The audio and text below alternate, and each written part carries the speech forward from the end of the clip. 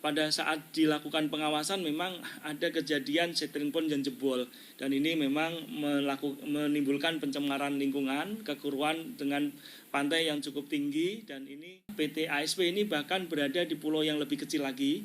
Jadi ada di Pulau Manuran. Ini foto yang diambil foto drone yang diambil tanggal 28 Mei 2025. Next slide. Ini posisinya. Jadi luas bukaannya 109. Memang di pulau ini lebih kecil ya, jadi hanya 743 hektar. Tentu kita bisa bayangkan kalau ini dilakukan eksploitasi, pemulihannya tidaklah terlalu gampang karena tidak ada lagi bahan untuk memulihkan. Ini yang kemudian menjadi perhatian kami untuk melakukan review terkait dengan dokumen lingkungan. Jadi yang kami sampaikan tentu berada di batas kewenangan Kementerian LH terkait dengan persetujuan lingkungan. Jadi persetujuan lingkungan yang untuk PT ASP ini diterbitkan oleh Bapak Bupati Kabupaten Raja Ampat nomor 75B tahun 2006. Jadi sampai sekarang dokumen tersebut belum berada di kami. Kami nanti akan minta untuk kemudian diserahkan kepada kami untuk dilakukan review lebih lanjut. Next slide. Ini posisinya teman-teman sekalian. Pada saat dilakukan pengawasan memang ada kejadian setting pond yang jebol, dan ini memang menimbulkan pencemaran lingkungan, kekeruan dengan pantai yang cukup tinggi, dan ini tentu ada konsekuensi yang harus ditanggung-jawabi oleh perusahaan tersebut.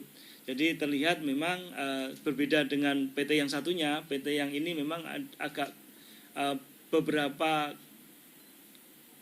penanganan lingkungannya agak perlu ditingkatkan ya. Jadi termasuk manajemen lingkungannya belum dia miliki, sehingga kondisi lingkungannya tidak terlalu baik untuk yang berada di PT ASP ini di Pulau Manuran. Jadi Pulau Manuran ini pulau yang ada di atas tadi, di bagian utara dari kepulauan yang gede, Wagyu. Ini posisinya seperti ini.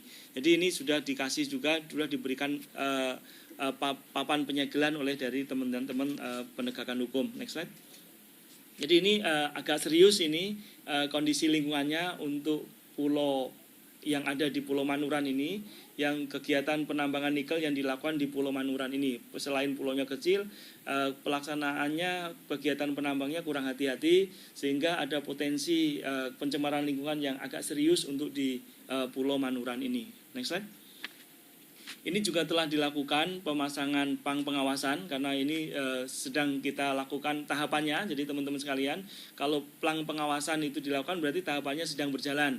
Mulai dari pengambilan sampel-sampel untuk di lab, kemudian penghadiran para ahli untuk memproyeksikan kerugian-kerugian dan kerusakan lingkungan yang ditimbulkannya, untuk kita simpulkan apakah ini lari kepada penindakan pidana, perdata, ataupun sanksi administrasi pemerintah.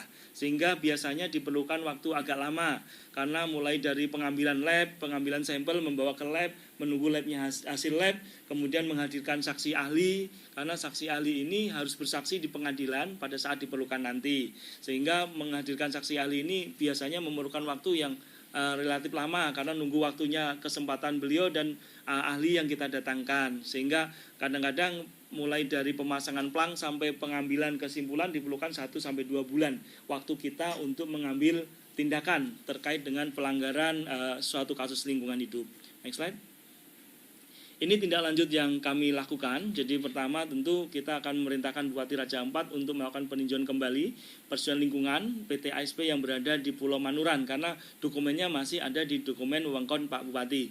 Kemudian memerintahkan Bupati Raja Ampat untuk melakukan peninjauan persetujuan lingkungan PT ASP yang berada di Wagyu, karena sebenarnya Pulau Manuran ini agak khusus ya.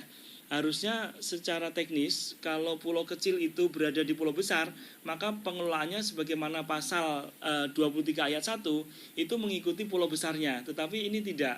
Pulau besarnya itu Wagyu itu KSA, Kawasan Suaka Alam, tetapi Manurannya itu APL. Ini memang ada agak khusus sedikit di sini. Seharusnya sih kalau yang pulau gedenya itu ya ini pasti ikut KSA. Namun demikian yang terjadi memang seperti itu. Jadi Manuran itu areal penggunaan lain non kawasan hutan, tapi di Wagyunya adalah KSA. Nah kalau yang berada di KSA tentu kita ingin persetujuan lingkungannya dicabut ya, karena tidak boleh ada tambang di kawasan Suaka Alam yang ditetapkan oleh Bapak Menteri Kehutanan. Tentu persetujuan lingkungannya tidak tidak kita perkenankan ada di sana, sehingga PT ASP hanya boleh melakukan kegiatan di Pulau Manuran tadi yang kecil, itu pun bila mana sebenarnya tidak juga bisa, karena di dalam keputusan MA tadi sudah kami sebutkan sama persis, untuk pulau-pulau kecil berlaku azas yang sama. Pertama, terkena Undang-Undang Nomor 1 Tahun 2014 merupakan perubahan dari Undang-Undang Nomor 7 Tahun 2027 dan keputusan MA maupun MK. Jadi ini jurisprudensi hukum yang menjadi landasan kita. Namun memang secara saintifik juga keberadaan pulau kecil ini sangat susah untuk kita lakukan rehabilitasi nantinya.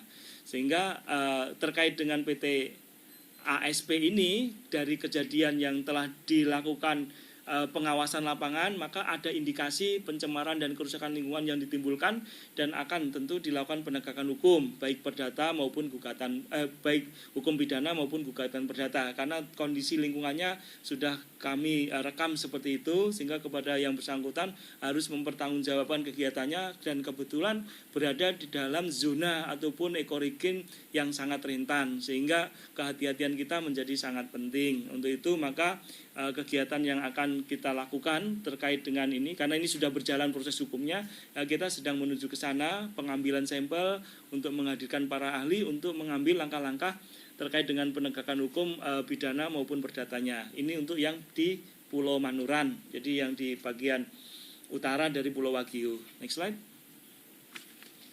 Untuk PT KS